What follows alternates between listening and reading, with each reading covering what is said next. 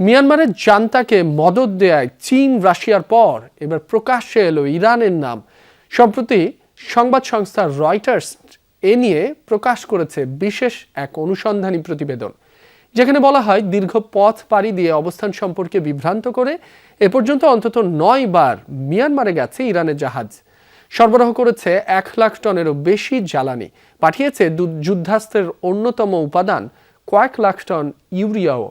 বিষয়টি নজরে এলে ইরানের ওপর আরও কঠোর নিষেধাজ্ঞা আরোপ করে যুক্তরাষ্ট্র সহ পশ্চিমা কয়েকটি দেশ।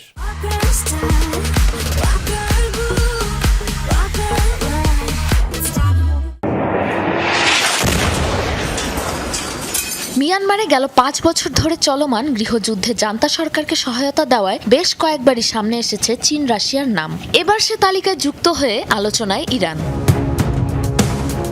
রয়টার্সের বিশেষ এক অনুসন্ধানী প্রতিবেদনে উঠে এসেছে চাঞ্চল্যকর কিছু তথ্য।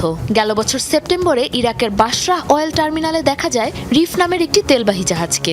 একদিনের ব্যবধানে জাহাজটির অবস্থান দেখানো হয় বাসরা থেকে 330 কিলোমিটার দূরে, কিন্তু এর মাত্র 3 মিনিটের মাথায় জাহাজটি আবার দেখা যায় ইরানের বন্দর আব্বাস সমুদ্র বন্দরে। বাস্তবে এই দূরত্ব অতিক্রম করতে অন্তত 10 ঘন্টা লাগার কথা। বিভিন্ন নথি যাচাই করে রয়টার্সের অনুসন্ধানী প্রতিবেদনের দাবি, ইরাকের বাসরা অয়েল টার্মিনাল কখনোই ছিল না ট্যাঙ্কারটি। প্রযুক্তির কারসাজিতে জাহাজের অবস্থান শনাক্তের অটোমেটিক আইডেন্টিফিকেশন সিস্টেমকে ধোঁকা দিয়ে বন্দর আব্বাস থেকে জ্বালানি মজুত করছিল ট্যাঙ্কারটি। ইরান থেকে হরমুজ প্রণালী হয়ে ভারতের দক্ষিণাঞ্চল পর্যন্ত পৌঁছায় রিফ। এরপর আবারও শুরু করে নিজের অবস্থান নিয়ে কারসাজি। ভারতের দক্ষিণ প্রান্ত অতিক্রমের পর জাহাজটিকে দেখা যায় বাংলাদেশের চট্টগ্রাম বন্দরের কাছাকাছি, কিন্তু এর কিছুক্ষণের মধ্যেই সামনে আসে আসল গন্তব্য। চট্টগ্রাম বন্দর থেকে 800 কিলোমিটার দূরে ইয়াঙ্গুনের কাছাকাছি মিয়ানমার অয়েল টার্মিনালে নোঙর করে রিফ নামের তেলবাহী ট্যাঙ্কারটি। ইয়াঙ্গুনে 16 টনেরও বেশি জ্বালানি খালাস করে ট্যাঙ্কারটি।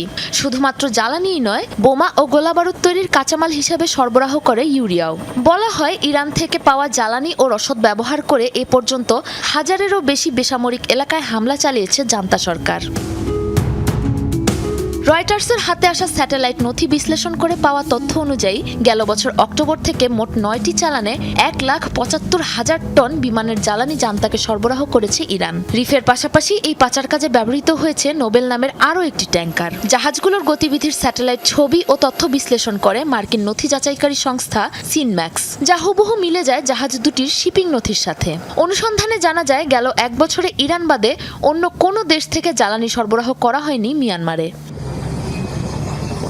অন্য আরেকটি দেশের সাথে রাজনৈতিক সম্পর্ক তৈরির পাশাপাশি আয়ের নতুন উৎস হিসেবে মিয়ানমারের সাথে এই গোপন বাণিজ্যে জড়ায় পশ্চিমা নিষেধাজ্ঞায় বিপর্যস্ত ইরান। গেল বছর এই দুটি জাহাজের উপরও নিষেধাজ্ঞা আরোপ করে যুক্তরাষ্ট্র। এরপরই বারবার নাম পাল্টে এ পর্যন্ত ইরান ও মিয়ানমারের মধ্যে প্রায় 5500 কিলোমিটার পথ আসা যাওয়ার রেকর্ড মিলেছে জাহাজ দুটির। এ ঘটনার পর শিপিং কর্পোরেশনটির ওপর নিষেধাজ্ঞা দিয়েছে ইউরোপীয় ইউনিয়ন, কানাডা ও ব্রিটেন।